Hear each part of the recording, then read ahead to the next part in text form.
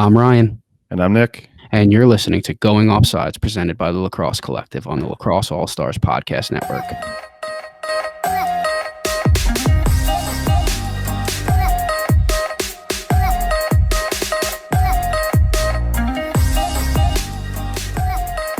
So, Greg, welcome to the show. Thanks for taking the time. I appreciate it. Yeah, thanks guys for having me. Really excited. Yeah, so we've been highlighting different brands in the industry, the lacrosse industry specifically. And we definitely wanted to get ECD on. Greg is the co-founder and president of ECD, aka East Coast Dives, if you're not familiar. And Greg, people refer to you quite often as ECD Greg. Yeah. Is that something that's come just based off of social media or what's going on with that? Yeah, I don't know where. I guess that's just what people started calling me because that's what my Instagram handle is. And I don't recall when I made that personal Instagram. I can't imagine that I made up ECD Greg. So I think it's just something that you're saying in the comments. I was like, well, that's what people are saying. That's what I'll put my Instagram handle as. Now, if I'm like out on the field filming, somebody sees me, they yell across the field like, oh, ECD Greg. There are, there's other Gregs. I think right. Greg Brenlian might be, an equally notable or more notable lacrosse Greg. So it's good to have some differentiation. Yeah, for sure. I mean, it's nice to have your entire brand attached to your name, I guess. That's not a bad thing. Makes it easy, not a lot of creativity necessary there. 100%. So I remember back when you guys started, I don't know what year that was, but you were primarily a mesh company, right? A stringing supply company at first. Yeah, well, initially in 2011, it started as solely a service company, right? Mm-hmm. We didn't make any products; we just had dyeing and stringing services. And then while we were doing that, while I was doing that, had in the back of my mind the development of a mesh product, and so we did launch mesh products, many of them now at this point over the course of 10 years, and for I think through 2014 or 15. So for 3 or 4 years, we only sold mesh. Okay. And then shafts came next and then heads after that. So that was the order things went in. Okay. And was it always kind of your dream to build out like in stages like this to the point where you're a major player in the industry instead of, were you happy just being, a mesh company for a while? Yeah, the business was never the plan at all, right? It was going to be a summer bridge job, as opposed to going back to being a busboy while I was taking schools at graduate level classes for accounting. And then once I had my master's and passed the CPA exam, I was planning on going into public accounting, ideally. And so that was still the plan for a long time until it just sort of flipped over where I was so busy that having a day job in accounting was no longer a viable option and had to go full time. And even for a while, it was, there wasn't big picture planning, right? We were just running and gunning day by day. For a long time, my day job was making the mesh. I would like post on social media from my phone while I was making the mesh, actually physically making the product. And that continued. I was still actually making mesh, dyeing mesh straight into 2014 and even a little bit to 2015. And so now we have, it's a different organization now than it was then, but right. That was kind of how it looked. That's wild. And so what's your background? What's your connection to lacrosse in general for those that don't know? I grew up in the Baltimore area. I have a twin brother, Mike, who I started the business with, and we started playing when we were 5 in Baltimore. It's a common sport to start when you're that young with soft sticks. My dad had played a little bit in high school and college, and he taught us how to play as we grew up, coached us. So we played a number of sports. We played water polo, wrestled, played football, basketball, a little bit of everything growing up. But by the time we were sophomores and juniors in high school, it was just lacrosse. And then we went off and played Division III together, which was a lot of fun, and graduated from there in 2011. That's when I started. Okay. And so what gave you the idea to, all right, some people make up their idea for their company because of a need, like while they're playing. So for you came up with this idea or you implemented it after graduation, right? So what kind of sparked this whole process? Yeah, I think that being players, we were able to identify that need. I mean, I strung most of the sticks for the guys in college. And so I would see the wear and tear they would endure during the course of a season. Our senior season, we weren't allowed to use our turf. So we practiced on like a really soggy grass field, which did extra damage on our pockets for that year and really made it evident to me that there needed to be more of a focus on the pocket. And I think that everybody then knew that the pocket was the most important part of the lacrosse stick, but it was the least focused on by the majority of lacrosse companies. They were innovating in heads and handles and gloves, but nobody was working on a well-strung, off-the-shelf stick. Nobody was working on high-performance mesh.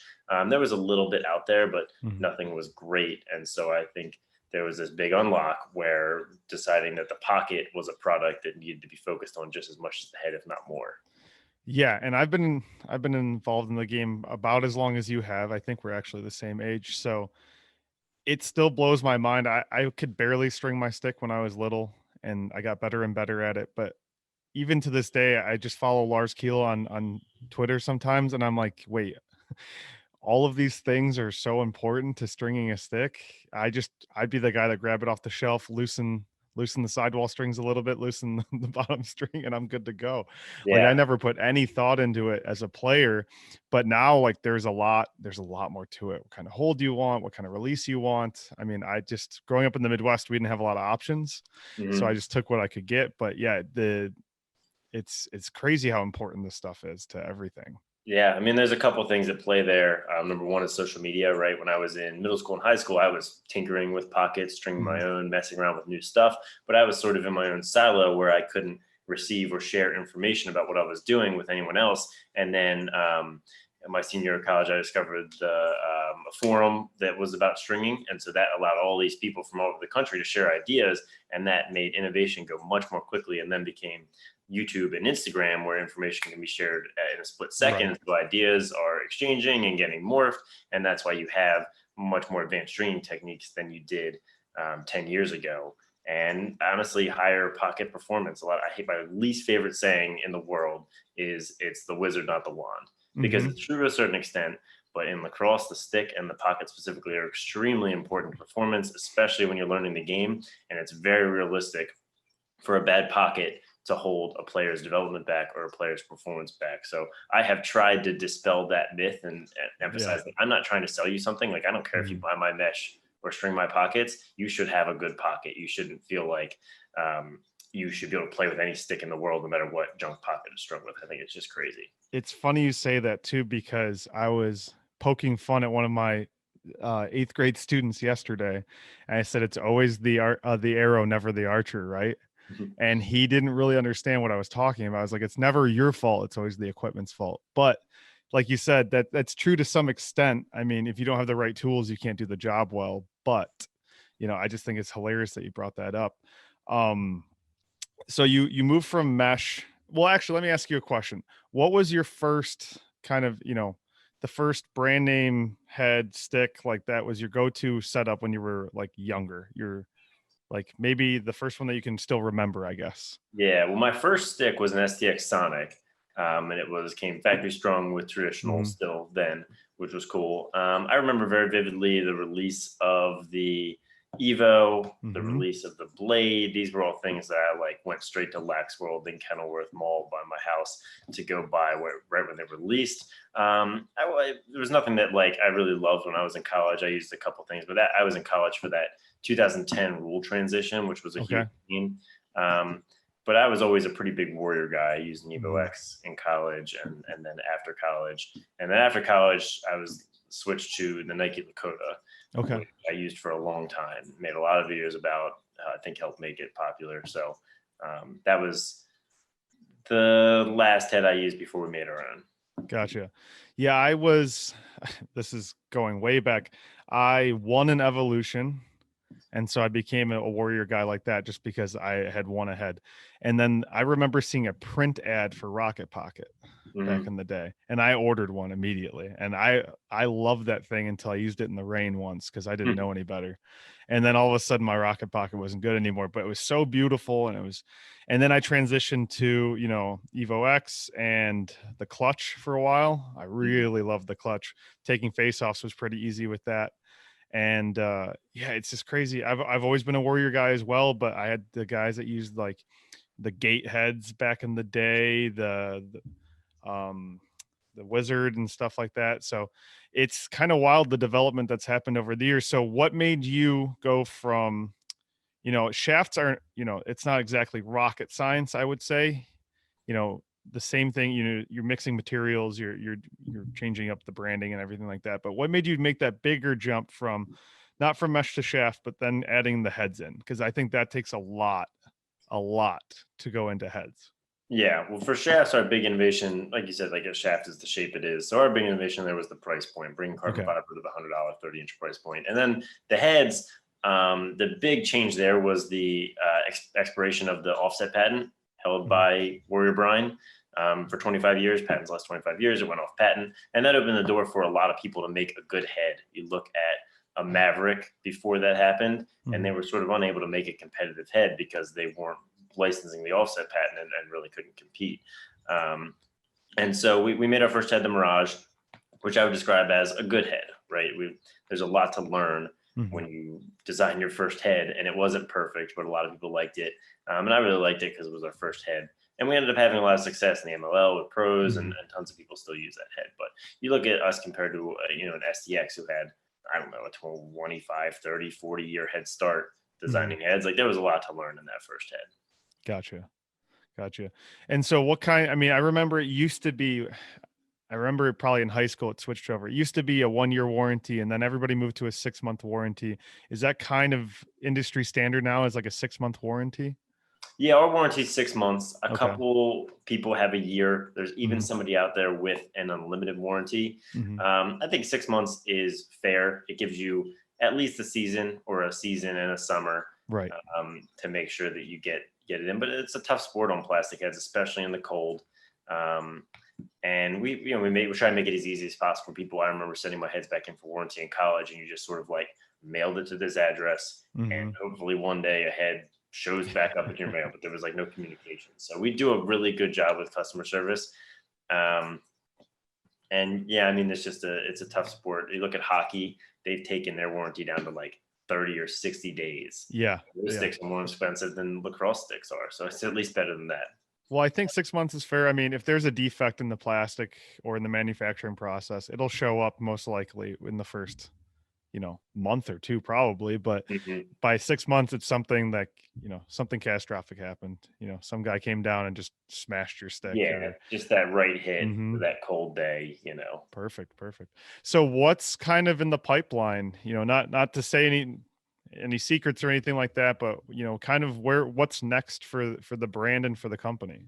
Yeah, well, we just released the Mirage 2 weeks ago, which was the 2.0 version of that first head. So kind of a chance to go back to it and say, like, knowing what we know now, how we made this different. I think it's feedback's been really good.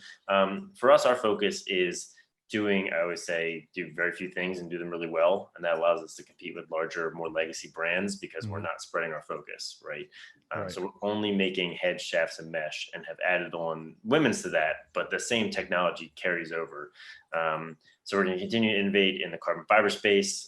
You'll see iterations on our current line of shafts, Carbon and Carbon Pro, as well as some additions of some new ones. You'll see us roll at least one head out in 2021. Okay. It's no secret that we're working on a goalie head because it's been highly requested. So there's a couple of things we've got on the burner right now. Okay. And it looks like, from the looks of all of your pros, at least on the male side, they're really heavy into the PLL. Is that a coincidence, or is that something that you've kind of targeted? Yeah, when we had a 2-year deal with them, and we sort of looked at who their roster was going to be and who we could get signed with that would be interesting. And so Connor Fields was a really interesting one. It's not often you have a tour time winner with no contract because he had gotten hurt and had surgery. I think he fell through the cracks. So we were able to come in for that first PLL season and sign Connor Fields, which was pretty amazing.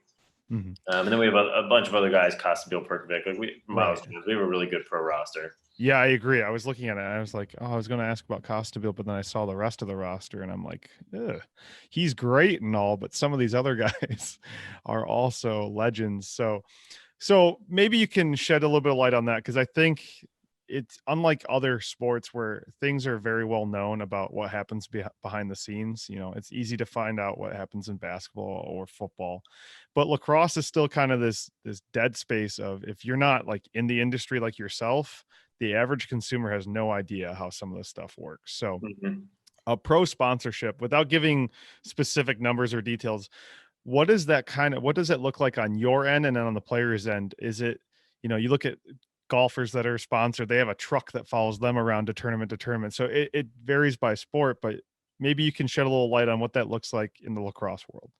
Yeah. So, you know, we'll pick somebody we're interested in, start negotiating. So if you're looking at like just strictly the contract, it's usually 2 or 3 years. There's some cash element, there's some product credit element, and then maybe like, you know, a content element. So one thing that we try and focus on is providing content for them. So we'll edit their PLL highlights, shoot video with them, training video locally if they're around. So it's important for lacrosse guys, since there's not a lot being talked about in mainstream media, for them to promote themselves on Instagram. So we can be a content generator and a content driver for them. And then for us, we'll be looking to make like weapon of choice videos, highlights, tutorials, you know, all the normal stuff that we like to do with our pros. Probably be in commercials. We did the Mirage 2 commercial with Costabile. We did the Hero 2 commercial with Jones, and the Hero 3 commercial with Fracaro. So a lot of times, and the DNA commercial with Connor Fields, a lot of times we'll sign an athlete around a specific product release. And that's different than how a lot of, if you look at the NBA, like a Nike, a lot of their stuff isn't product driven, it's brand driven, right? You're going to see LeBron James in the newest Nike ad, not the newest shoe ad, specific not shoe the newest ad. shoe Yeah. ad. They're all brand commercials. So we use our pros a lot for specific product launches. Okay. And with the, you know, the upcoming goalie head, then I'm sure you've got some guys that you're looking at for a sponsored goalie, I'm sure. Yeah, we'll have to find somebody. I don't have anybody off the top of my head yet. Currently, we're working with an organization called Goalie Smith. Okay. Probably the biggest goalie training organization in the country, trains some of the best kids, and they're helping us with their network get the product right. And I think once we've done that, we'll be ready to go out to professional players. I mean, Scott Rogers is local. Right. You know, there's a lot of really great goalies. So I think that'll be a fun process and fun to see our head on the field. Do you involve your pros a lot? Like, I know, for instance, True and John Grant Jr., right? Like they're like this. They work together very closely on products.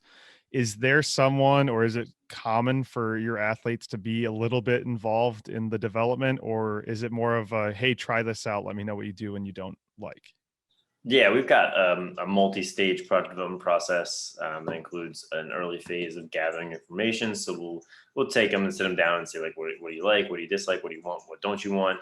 And then we try and polish it internally as much as possible, if it's a head, for example. And then once it looks pretty good, we'll call it 75% there. We'll take a 3D print, we'll bring them in, string it up, you can shoot with it, and we'll play with it a little bit, and then have like an in-depth feedback session. But our advantage is when it comes to men's field heads, we know what we're doing, right? We all played. And so it's much easier for us to determine whether a head is good or not.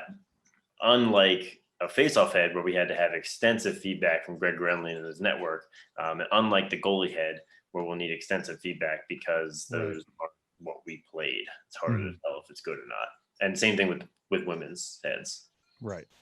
Going back a second, you know, you said you do a lot of social media with your pros and social media in general. And I will say, you know, you guys at ECD crank out some of the best, if not the best, especially for the size of your brand, social media content in the industry. So hats off to you for that. I mean, I look at it, I'm like, this is a smaller brand, a non-legacy brand.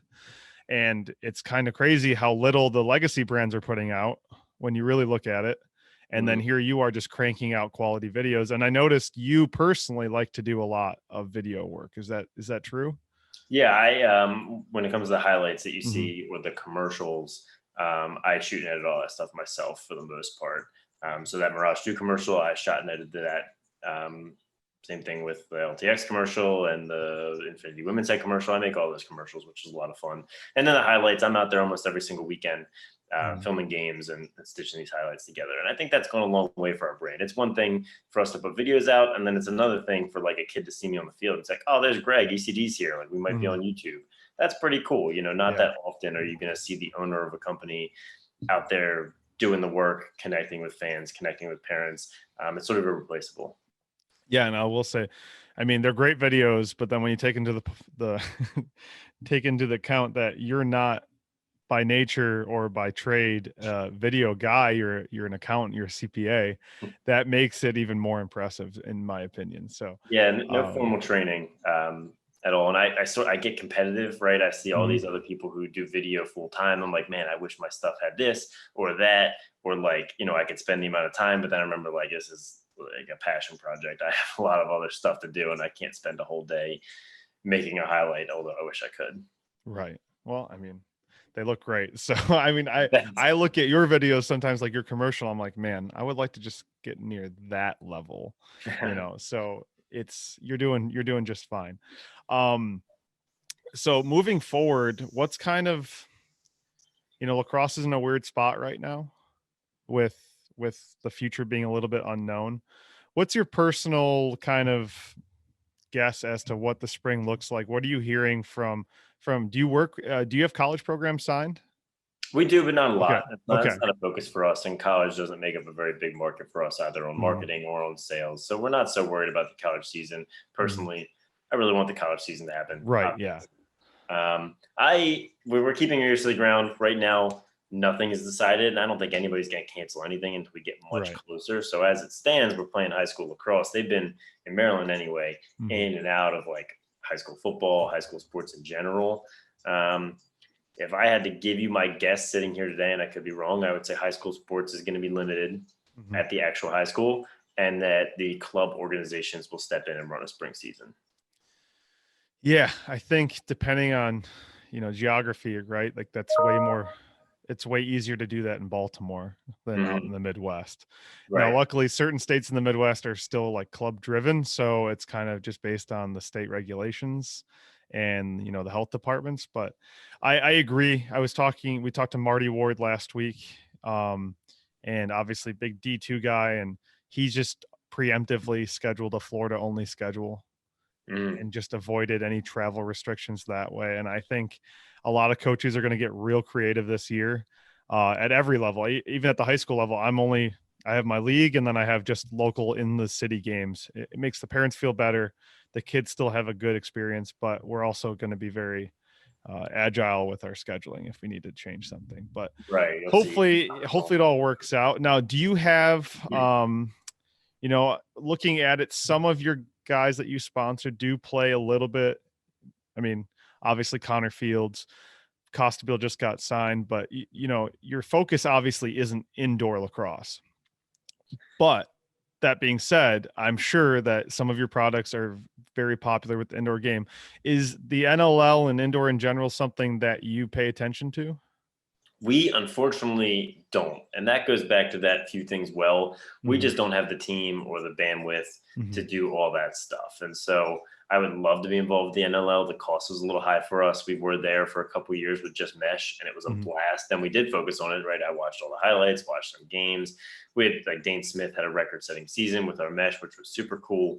But I can't keep the pro content machine running 365. So to have an off season is actually really helpful for us, because then I can shift my focus to high school, which is what I love to do anyway. Okay. Yeah. And so this past year we had 2 bubbles, and it really consolidated the seasons. What impact did that have on, you know, that definitely made it so that you had a much longer off season than in the past? Well, you know, I didn't really mind it, because generally I don't get to cover any summer club ball. And that's all I did from June until, you know, every single weekend's been summer club since June, since the PLL ended. So I've actually enjoyed it, because it's not something I'm usually out there hitting the club / recruiting / showcase circuit. And it's fun because these kids are so passionate about it and really good players. So yeah, I agree with you. With 2 pro outdoor leagues and the indoor league, I've never been a huge NLL guy. Like, when I get to a game, I have a blast, but it's really hard for me to keep up with that during that particular part of the calendar. But now with this gap and the unknowns, it's kind of nice when everything was consolidated. You know, you had MLL just 2 weeks straight, you had PLL 2 weeks straight, and it was really nice. And I think it kind of exposed a lot more people to the game like that. I don't think you could do that forever because you can't Right. have just 4 weeks of pro lacrosse over 2 leagues, but Yeah. it was a unique kind of Olympics feel to the game. So I think that was very unique. But Well, I liked it personally. You know, I just yeah. watched lacrosse all day. It was great. Yeah, sure. You're like, oh yeah, that's our head. That's our head. Always on. And it was fun. Yeah, we had this season, somebody did a tally, but our head scored the most goals by a significant margin. So that was pretty cool. See, that's something I don't think the average consumer would know. Have you guys said that publicly, or is it just kind of a fun internal fact? Yeah, we never put anything out about Mhm. it, but I mean, Zeb Williams used our head this season. And yeah, I mean, I think it was put out on Twitter. Maybe it didn't end up getting too much traction, but we won by a lot. Which That's a really fun fact. I'm going to make sure to highlight that one. Yeah. All right. Well, Greg, I really appreciate you giving us the rundown on the brand and the history and everything that's been going on and where you're going in the future. Yeah, this was great. Always happy to talk to you guys.